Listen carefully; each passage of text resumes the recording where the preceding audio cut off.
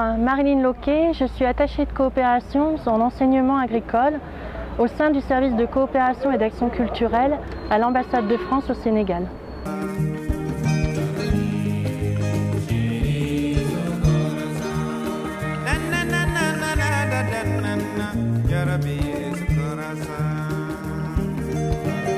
Alors déjà, on a échangé depuis plus de 2019 maintenant avec la FONS et également Sol.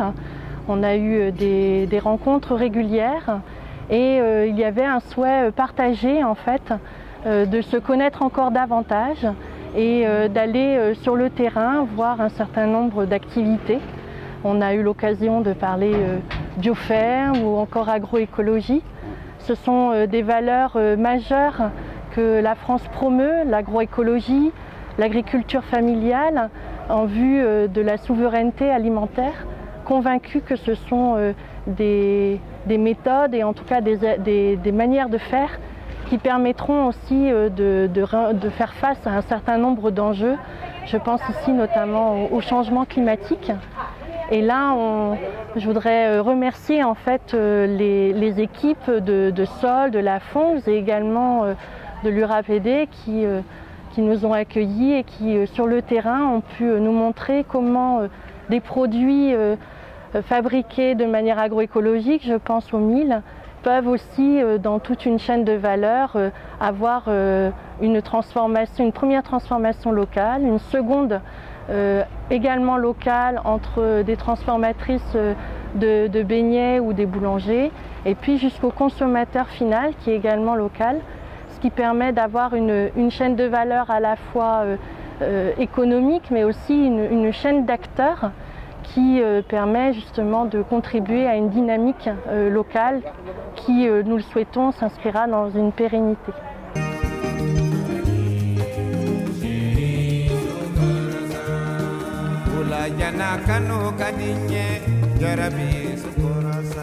Je pense qu'en termes d'observation, déjà on peut se réjouir de ce travail qui est mené collectivement, en très bonne intelligence et en bon partenariat avec les collectivités locales, avec l'ensemble des acteurs de la chaîne que je viens d'évoquer.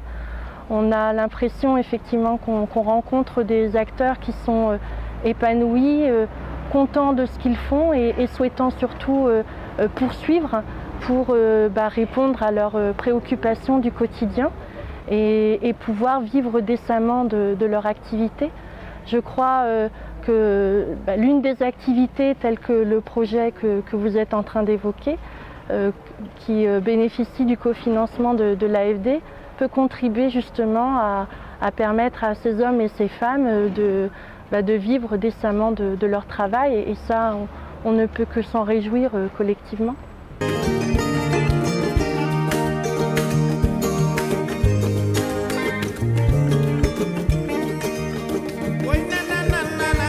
En tout cas, nous, au niveau du service de coopération et d'action culturelle au sein de l'ambassade de France au Sénégal, on se réjouit effectivement d'une activité que l'on souhaite pouvoir se faire le plus tôt possible en fonction du contexte sanitaire, qui est une formation de renforcement en termes de gestion des différents acteurs, de manière à ce qu'ils aient encore un peu plus la maîtrise de leurs outils de travail et pour qu'ils puissent persévérer et poursuivre pour aller plus loin dans leur activité déjà en place.